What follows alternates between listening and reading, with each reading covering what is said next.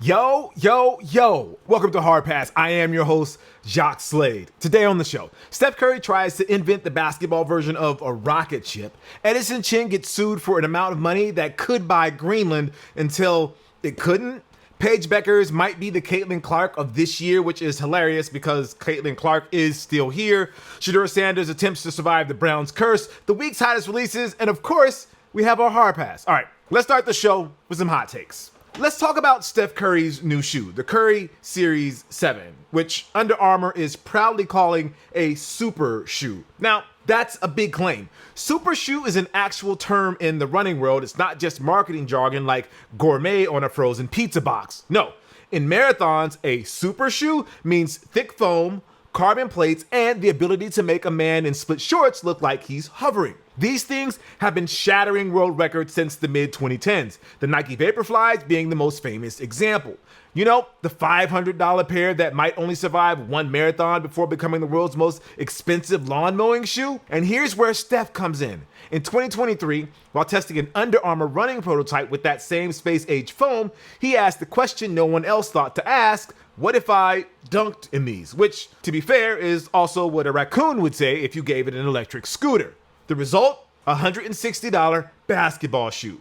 By signature standards, that's mid-tier pricing. But here's the thing. Basketball is not a marathon. In a marathon, your biggest lateral movement is avoiding the guy in a tutu juggling chainsaws for charity. In basketball, you're cutting left, right, and occasionally pretending to listen to Draymond Green's advice. That's a different stress on the shoe. So will this super shoe give hoopers the mythical energy return runners get? Or will it be like AI in your toaster, impressive sounding but mostly burning your waffles while trying to seduce you with a sexy voice? The debut World Tour colorway? Bold, as in, did you just paintball my sneakers bold? It's like Under Armour asked, what if we made one shoe but also 12 shoes? All at once. Look, if it works, this could be Curry's foamposite moment.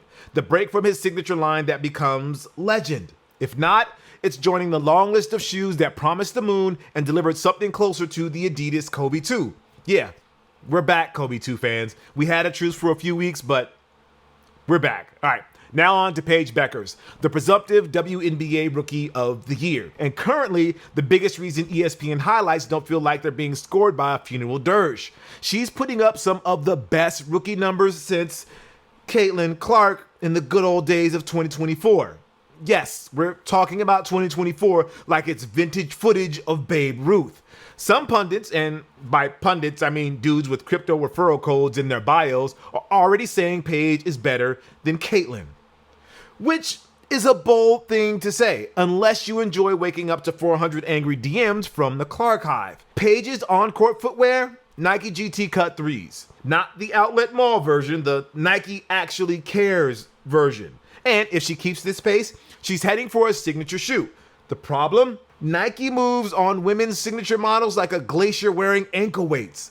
A'ja Wilson had to play like a basketball demigod for years before getting hers. Caitlin? She's still waiting. To be fair, Nike says Caitlin's shoe is coming in 2026.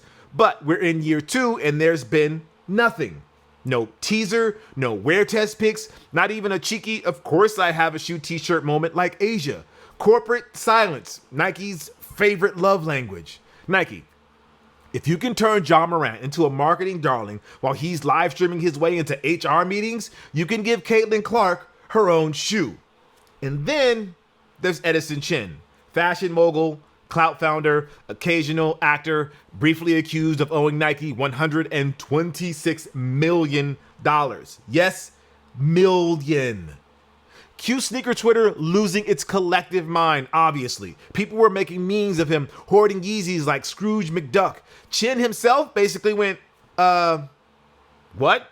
Turns out someone misplaced the decimal. The real debt, $126,000, which is both hilarious and terrifying. Of course, $126,000 is still a lot of money, but it's also the kind of money Nike could probably find under their Beaverton lobby couch cushions. And yet, they went full lawsuit, which instantly ignited speculation that Chin's split with Nike was less than friendly. Chin's response? Shrug. Drop a new Adidas Superstar Breathe colorway. And ride the free publicity. Honestly, if someone falsely accuses you of owing $126 million, the least you can do is sell some sneakers. Anyway, moving on to Spike Lee. Legendary director, New York Knicks superfan, and a man who has never in his life worn an understated outfit to a basketball game. This past week, Sabrina decided to thank Spike for his support of the New York Liberty by wearing a special player-exclusive colorway of her Nike Sabrina 3s, complete with glasses from Spike's iconic Mars Blackman character stitched right on the tongue. And that's lovely. It's heartfelt, it's a beautiful tribute to a man who's been courtside since before you were born, but also, what the hell, Sabrina? Because, look, here's the thing.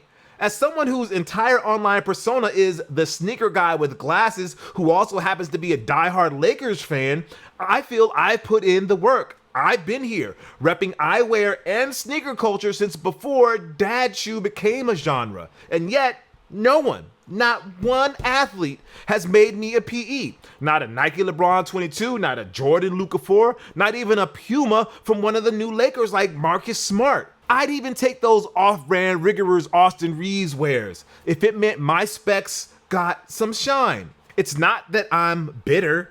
It's that I'm exactly bitter enough to bring this up on camera, because in a season where the Lakers player exclusive output could be best described as a beige Honda Civic, it would be nice to see someone throw us glasses guys a bone. And Spike, if you're watching, yes, you've earned your PE.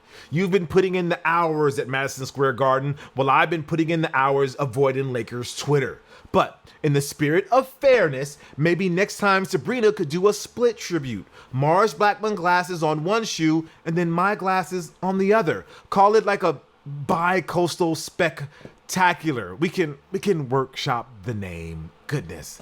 Angelo Bacche, founder of Awake NY and apparently the latest sneaker designer to have his work bootlegged so aggressively, it's basically been inducted into the "Congratulations, you've made it" Hall of Fame. In a recent Complex interview, Angelo said he had mixed feelings about seeing knockoffs of his designs floating around. And that makes sense. On one hand, it's kind of a compliment, like someone writing fan fiction about your shoe. On the other hand, it's theft, stylish theft, and theft that occasionally comes in suspiciously accurate packaging. Here's the balance though. Angelo doesn't want people to only buy the bootlegs, but he also gets that the existence of fakes means that his work has cultural weight. That's a level of self-awareness you don't always see in fashion, where some people act like they invented sneakers last Thursday and will turn around and sue you for even thinking about their design a day later. Compare that to Lil Yachty, who, when faced with bootlegs of his Air Force One collab, reacted like a proud dad at graduation. He literally said he loved seeing fakes of his shoes in the same malls he used to shop at as a kid, which is bizarre. That's like saying, I love seeing counterfeit $20 bills. They remind me of my first summer job. And let's not forget the whole bootleg is bad argument in fashion is, just say, selective.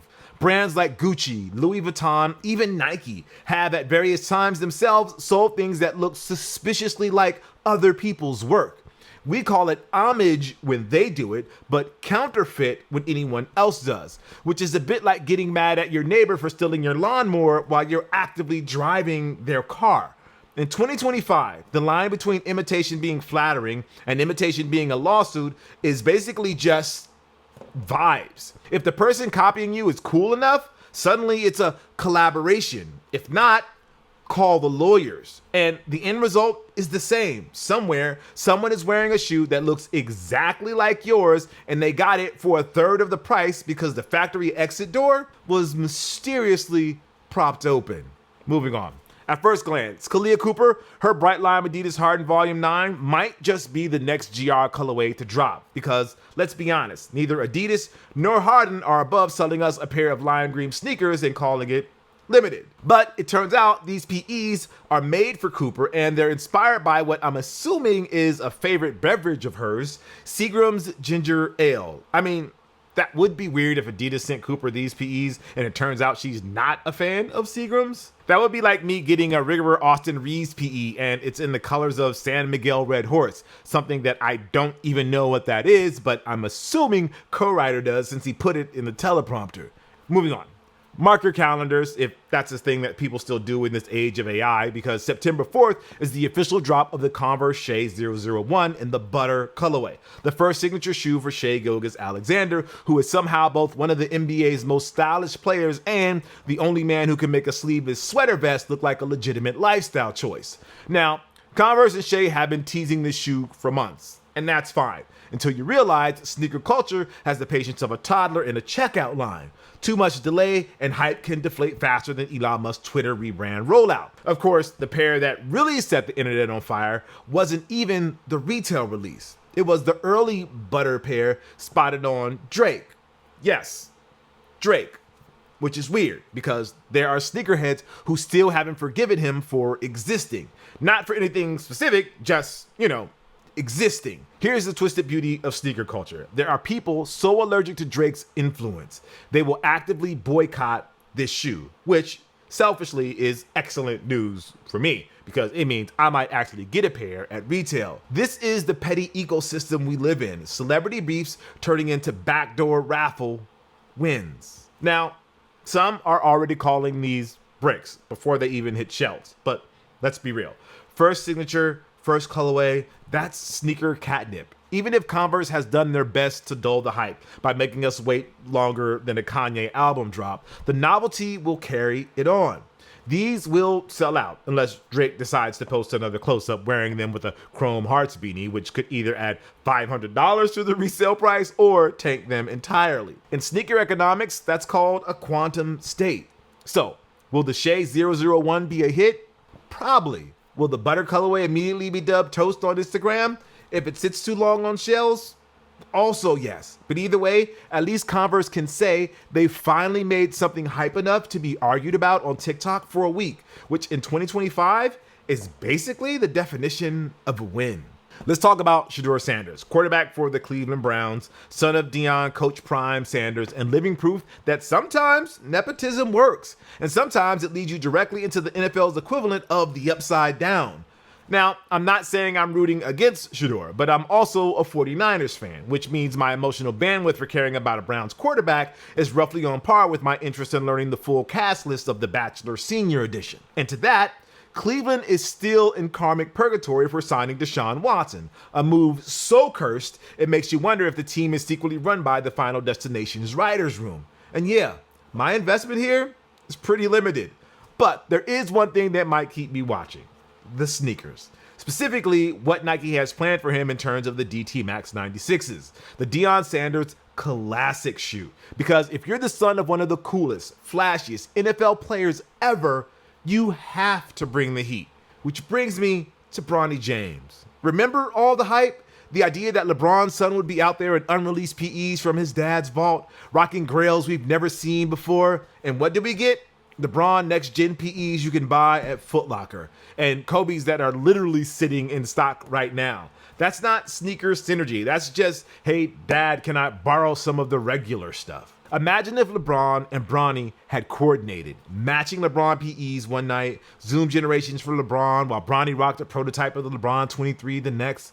Instead, the opportunity for the first ever father-son sneaker flex went the way of Cleveland playoffs hopes, dead by week 3. Shedeur doesn't have the luxury of playing against his dad, even in a scrimmage, but he can carve out his own lane by turning every game into a runway for the best retro turf trainers and custom cleats Nike can dig out of storage. If he plays it right, we might forget he's on the Browns entirely, which, let's face it, it's the greatest accomplishment any Browns quarterback can achieve. Anyway, our pick of the week is the Nike Zoom Kobe 3 Protro Halo. This is going to be on the 23rd for $210. One of the Kobe sneaker stories that stands out to me the most is the one he actually told me back in 2014. I swear this is not a brag. Work with me here, people.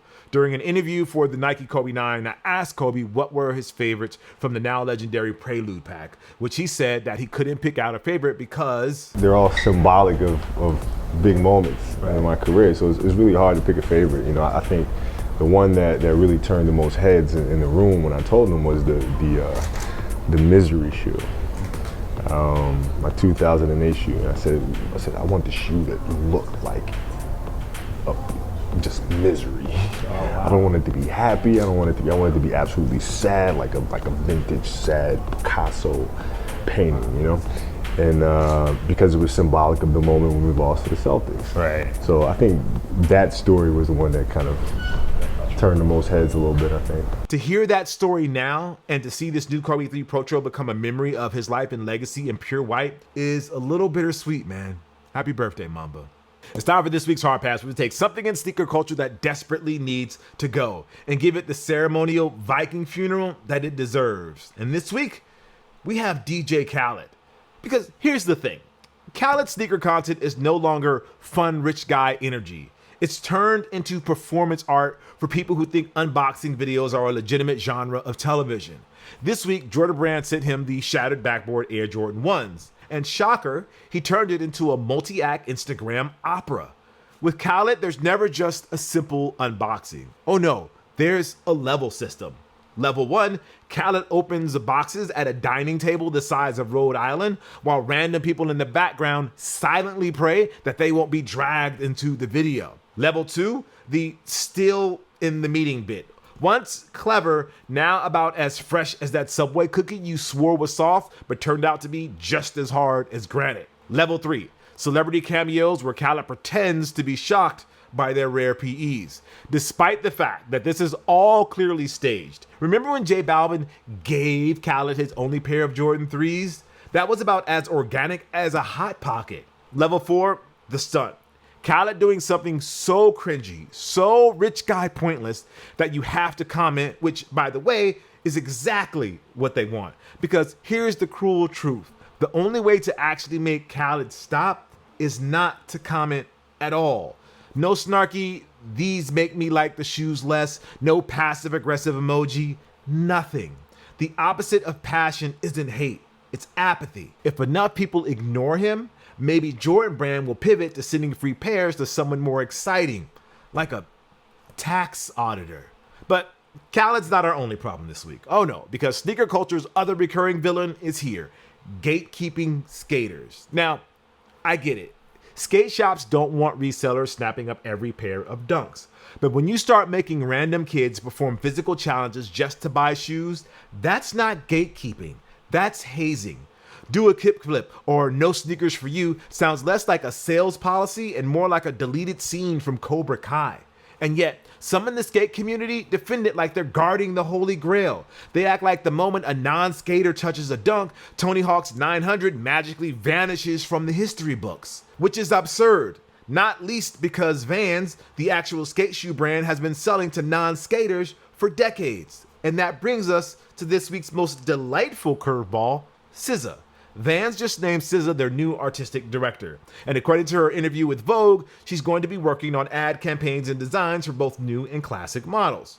Her reasoning? I've always been about comfort and self-expression. I love feeling stable, sturdy, and also cute as f***, which is both relatable and frankly a better mission statement than most sneaker brands come up with in the whole year. But of course, the skate purists are already furious. She's not a skater, they cry, clutching their worn half-cabs like rosary beads. To which I say, so what? They didn't hire Kevin Durant to design a pro model. They hired one of the most influential artists in the world to make Vans cooler. And if that means the next slip-on has the same energy as her album SOS, that's a good thing. Because here's the dirty little secret. The authenticity these gatekeepers are defending, it's been gone for years. The average person buying Vans isn't hitting a half pipe. They're hitting a Target parking lot, and that's fine. If you want skate purity, make your own shoes in your garage and sell them to the 3 other guys in your crew who still think Thrasher magazine is a secret club. The rest of us, we're fine letting SZA put some bangers on our feet. So yes, DJ Khaled's hype theatrics, skaters hazing rituals, and the pearl clutching over SZA all get the hard pass this week. Not because they're evil, but because they're exhausting. And in sneaker culture, the only thing worse than being hated is being boring. All right, that's going to do it for this show this week. As always, thank you guys for watching Hard Pass. I am Jacques Slade. I'll see you next week. Or if you'd like to possibly be featured in a future episode, call us at 818-493-9325. Leave a short message, your socials if you want, no more than 30 seconds. All right, I'll see you next week. Peace.